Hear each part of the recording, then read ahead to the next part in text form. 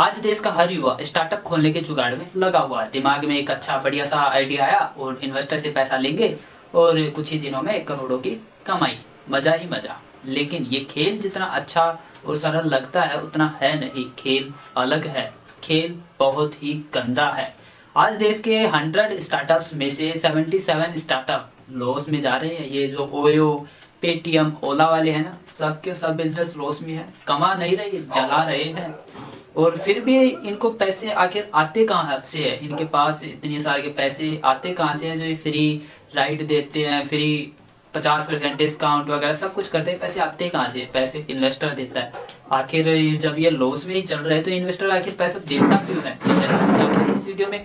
और यदि आप भी स्टार्टअप खोलने की तैयारी कर रहे हैं तो ये आपके लिए ये वीडियो महत्वपूर्ण होने वाला है। और वीडियो को लाइक, अगर ये इन्वेस्टर पैसा देता ही है तो इसमें इन्वेस्टर का क्या फायदा? और यदि स्टार्टअप खोल ही रहे हो तो इसमें देश की अर्थव्यवस्था को क्या फायदा होगा, या फिर इसमें नुकसान ही नुकसान है? और अगर आप इन्वेस्टर खोलना चाहते हो तो आप खोले या नहीं, जानेंगे इस वीडियो में। और साथ ही यदि कोई स्टार्टअप खोल रखा है, जैसे कि पेटीएम के फाउंडर ये सब दिखाते हैं, क्या वास्तव में इनकी ज़िंदगी इतनी ग्लैमर है या फिर सब कोरा दिखावा? तो जानेंगे इस वीडियो में। आहिस्ता से बैठिए। चल, इस वीडियो मीडिया में जो खबरें आती है उससे लगता होगा कि शायद स्टार्टअप्स का मतलब ये होता होगा कि कोई आदमी आया और उसने एक बढ़िया सा आइडिया लेके आया और इन्वेस्टर को सुनाया और इन्वेस्टर ने भर भर के पैसा उसको दिया और कुछ दिनों सालों में ही करोड़ों का खेल हो गया, जैसे अडानी के साथ हुआ। और बाद में उसके साथ क्या हुआ आप और हम सब जानते हैं। पहले तो क्या होता था कि पेरेंट्स भी मना कर दिया करते थे, भाई स्टार्टअप है, डूब जाओगे, लूट जाओगे। लेकिन जब से मीडिया में स्टार्टअप्स के बारे में, अखबारों में स्टार्टअप्स के बारे में प्रचलन शुरू हुआ, तब से पेरेंट्स भी मना करना शुरू। पेरेंट्स ने भी कह दिया चलो करो, कोई दिक्कत नहीं बेटा, करोड़ों कमाओगे। अब आखिर स्टार्टअप होता क्या है? अगर ये स्टार्टअप नहीं है तो फिर स्टार्टअप है क्या? तो चलिए जानते हैं कि स्टार्टअप होता क्या है। तो स्टार्टअप का मतलब होता है कोई यूनिक आइडिया, कोई यूनिक प्रोडक्ट, कोई यूनिक सर्विस जिसके आने से लोगों का पुराना तरीका बदला है, लाइफ सरल हुई है, लाइफ चेंज हुई है। लोगों ने उसका इस्तेमाल बहुत ज़्यादा पैमाने पर करना शुरू कर दिया है, जिससे लोगों का समय कम लग रहा है काम में और उस प्रोडक्ट का इस्तेमाल ज़्यादा से ज़्यादा कर रहे हैं। यही बिजनेस है, यही स्टार्टअप है। आप कोई बोले कि भाई मैंने नई जूते की दुकान खोली है, या फिर बोले कि मैंने नया चाय का स्टोर खोला है, तो आपको बता दें कि ये बिजनेस नहीं है। ये काम दुनिया पहले 100 सालों से कर रही है, आप 101 साल में करने लग गए, तो इसमें नया क्या है? ये बिजनेस नहीं है। हाँ, ये एक आइडिया है, आप चाय का स्टोर खोल करके कमा सकते हैं केवल, लेकिन ये बिजनेस और स्टार्टअप नहीं हो सकता। अब जैसे कि एमबीए चाय वाला चाय बनाकर, ये कोई बिजनेस नहीं है। ये धीरे धीरे अब इसके भी पोले खुलने लग गई है, आ जाएगा धीरे। अब भाई आपने अगर स्टार्टअप करने की सोच ही ली है तो इसमें फंडिंग चाहिए। अब फंडिंग के लिए इन्वेस्टर ढूंढो, इन्वेस्टर के लिए यहाँ मुंह मारो, वहाँ मुंह मारो, ऐसे करके लोन ले लो करके आप करते रहते हो। लेकिन भाई फंडिंग चाहिए ही क्यों? बहुत सारी ऐसी बड़ी बड़ी कंपनियां हैं जिन्होंने बिना फंडिंग के कंपनी को करोड़ों तक पहुंचाया है। जैसे एग्जांपल के तौर पर मैं आपको बताता हूँ, जीरोधा, जिसने लोगों की लाइफ भी आसान की है, लोगों को कमाने का जरिया भी दिया और बिना जीरो इन्वेस्टमेंट के, किसी से कोई फंडिंग नहीं ली, और आज इतनी बड़ी कंपनी है। तो ऐसी कंपनी बनाओ, वो है स्टार्टअप। अब एग्जाम्पल के तौर पर आप जोमेटो के समझिए, जैसे कि आप 15 से 20 हज़ार रुपए या फिर लोन लेकर के कुछ लाखों रुपए से आप बिजनेस शुरू करते हो, तो क्या होता है कि उससे ज़्यादा पैसे वाला आपके स्टार्टअप को चुरा लेगा और कॉपी करके मार्केट में अपने नाम पर फैला देगा, तो आपका तो उसके चक्कर में हो गया। तो आपका बिजनेस ऐसे फ्लॉप हो सकता है। इसके लिए भी फंडिंग की ज़रूरत पड़ती है। दूसरा सबसे ज़्यादा कारण ये होता है कि फंडिंग की ज़रूरत का, कि लोगों के बीच में आपके प्रोडक्ट को ज़्यादा से ज़्यादा पॉपुलर करने के लिए लोग आपके प्रोडक्ट के बारे में जानकारी ले, बात करें, आपका प्रोडक्ट और आपका नाम मार्केट में चले, इसलिए भी फंडिंग की ज़रूरत पड़ती है। एग्जाम्पल के तौर पर आप ओला को ले लीजिए। यदि ओला 15 से 20 गाड़ियां लेकर के मार्केट में आता तो क्या इतना बड़ा रेवोल्यूशन ला पाता मार्केट में, या फिर इतना बड़ा फेमस हो पाता? तो कुछ केसेस में क्या होता है कि फंडिंग की ज़रूरत होती है। अब आप मान लीजिए अगर आपके आइडिया में दम है ना, तो फंडिंग अपने आप खुद चल कर के आएगी, इन्वेस्टर खुद आएंगे आपके पास इन्वेस्ट करने के लिए। अगर आप इन्वेस्टर्स के भरोसे बैठे हुए हो, फंडिंग के भरोसे बैठे हुए हो, तो ये मान करके चलिए कि आपके आइडिया में कोई दम नहीं है। शायद ये लॉस में चल रही है तो इनके पास पैसा आता कहाँ से है? तो भाई ये पैसा, जैसे कि आप मान लीजिए बायजूस ने शाहरुख खान को ऐड पर रख लिया, तो क्या करते हैं भाई, शाहरुख खान ऐड कर रहा है, बच्चों को इसी प्लेटफॉर्म पर पढ़ाते हैं। आईपीएल स्पॉन्सर कर लिया, तो आईपीएल में देखते हैं भाई ये स्पॉन्सर कर रहा है तो कोई भी बड़ी कंपनी होगी, तो वहाँ से आ जाते हैं इनके पास। अब कुछ कंपनीज क्या होती है कि सब्सक्रिप्शन देने लग जाती है कि भाई मंथली 149 का ले लो आप और हमारी सर्विस को यूज़ करो। अब तीसरा है कि आखिर इनके पास पैसा आता कहाँ से है? तो ये पैसा है ना जो इनकी जेब का नहीं है बल्कि इन्वेस्टर दे रहा है। कल की डेट में मान लो कि अगर किसी इन्वेस्टर ने बोल दिया ना कि जा नहीं देता पैसा, तो कई कंपनियों के शटर वहीं पर भी बंद हो जाते हैं। और इन्होंने इतने ज़्यादा ऑफिस, इतने ज़्यादा स्टाफ बना दिए हैं कि कमी नहीं है। अगर कल की डेट में कोई इन्वेस्टर इनको पैसा देने के लिए मना कर देता है तो अगले ही दिन कंपनी के शटर डाउन हो जाते हैं।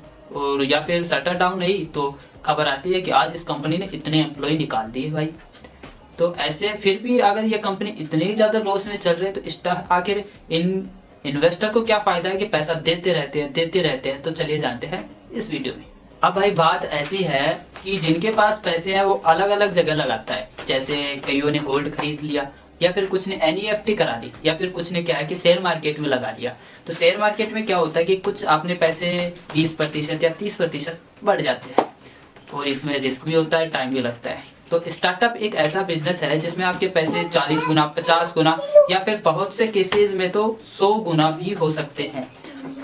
कुछ इस कारण भी इन्वेस्ट करते हैं स्टार्टअप में। दूसरा इसका सबसे बड़ा कारण है कि इसमें राइवल बहुत कम होता है। जैसे राइवल आप समझिए कि जोमेटो है, जोमेटो में आप प्रतिद्वंदी आपने देखा होगा ज़्यादा से ज़्यादा कौन आ गया, स्विगी आ गए। इससे ज़्यादा क्या हो गया, मार्केट में कोई प्रतिद्वंदी भी नहीं है। तो इसमें क्या है कि स्टार्टअप में इन्वेस्ट करने वाले इन्वेस्टर का पैसा तो डबल होना ही होना है, उसका पैसा तो बढ़ेगा ही, तो उसके तो बल्ले बल्ले निश्चित ही है। और भाई अब आप बोलो कि भाई कोई कंपनी डूब गई, तब अब मान लीजिए कोई स्टार्टअप इन्वेस्टर है, उसके पास 1 करोड़ रुपए, तो वो क्या करता है कि वो बहुत चालू आदमी होता है इन्वेस्टर।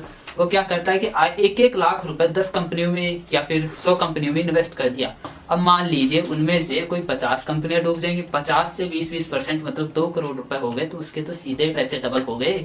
और कंपनियां डूब गई तो उससे उसको क्या ज़्यादा फर्क पड़ गया। लेकिन ऐसा होता नहीं, बहुत कम केसेस होते हैं कि कंपनियां डूबती है, क्योंकि ये एक नया यूनिक आइडिया होता है जो अब तक मार्केट में आया नहीं होता है। इस कारण से स्टार्टअप में इन्वेस्टर ज़्यादा इंटरेस्टेड होते हैं, ना कि शेयर मार्केट की बगैर। शेयर मार्केट में रिस्क होता है, ये इसमें बहुत ही कम केसेस में इन्वेस्टर के पैसे डूबते हैं। आखिर इन्वेस्टर क्या सोच करके पैसे दे देता? तो 2 बातें हैं सीधी सी। पहली तो कि आपके आइडिया में कितना दम है, आपका आइडिया कस्टमर्स को अपनी ओर खींच भी सकता है या नहीं। दूसरा देखते हैं कि उसकी कॉस्टिंग कितनी है, क्या आम आदमी उसको खरीद भी सकता है या नहीं। अब सवाल आता है कि इससे स्टार्टअप से हमारी अर्थव्यवस्था को नुकसान है या फ़ायदा। तो आप देखें कि एक तरीके से फ़ायदा भी है। जैसे कि पहले क्या होता था कि आप होटल में जाते, खाना पैक करवाते, घर लेके आते, बहुत सारा का टाइम वेस्ट हो जाता। लेकिन आज क्या होता है कि घर पे फ़ोन लिया, जोमेटो से ऑर्डर किया, खाना घर पर ही आ गया। तो एक तरीके से फ़ायदा है। दूसरा क्या है कि पहले आशिकों को जगह नहीं मिलती थी। ओयो आया, उसने कहा आप सस्ते में कमरा लीजिए, हम देते हैं। उसने भी रेगुलेशन लाया एक तरीके से। दूसरा इसमें एक नुकसान भी है, जैसे कि फ्लिपकार्ट आया, तो वो तो क्या है कि आज भी नुकसान में चल रहा है और पता नहीं कब तक नुकसान में चलेगा या कभी प्लस पॉइंट में आएगा भी या नहीं। उसने क्या किया कि बहुत सारे के रिटेलर्स की लंका जला दी। जोमेटो आया तो उसने बहुत सारे के होटल की लंका जला दी। इस तरीके से ये कुछ मायनों में नुकसानदायक है तो कुछ फायदेमंद भी है। अगर आप इन्वेस्टर से काम चलाना चाहते हो तो ये तो वही बात हो गई, जैसे जब तक के दिए में तेल था तब तक तो दुकान चली, और जब तेल खत्म दिए में से वही बिस्तर बांधो और चल दे बर्बाद होके। अगर आप स्टार्टअप करना ही चाहते हो तो इसमें पहली बात तो ये है कि आपको कोई गवर्नमेंट जॉब की तरह ऐसा तो है नहीं कि 8 से 9 घंटे काम किया और चल दिए घर। आपको ज़्यादा काम करना पड़ सकता है, 15 से 20 घंटे लगभग मिनिमम आपको काम करना ही पड़ेगा। आप इसे छोड़ भी नहीं सकते, खुद की कंपनी है।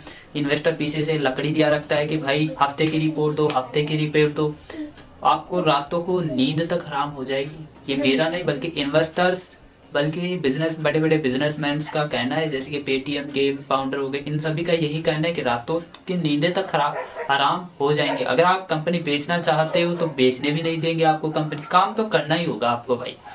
अब कि आप स्टार्टअप खोले या नहीं, तो इसमें कोई बुराई नहीं है। अगर आपके आइडिया में दम है, आप आपकी फील्ड के एक्सपर्ट है, तो आप स्टार्टअप कर सकते हो।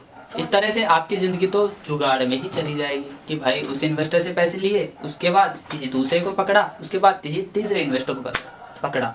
इस तरह से आपकी ज़िंदगी जुगाड़ों में ही चली जाएगी।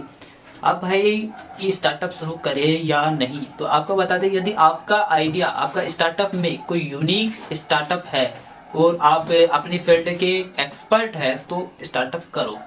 और आप अगर अपने आइडिया से ज़्यादा लोगों को खींच सकते हो, या फिर आप मार्केट में आपके आइडिया का कोई भी प्रतिद्वंदी नहीं है, तो आप स्टार्टअप करो। अच्छी बात है, इसमें कोई बुराई नहीं।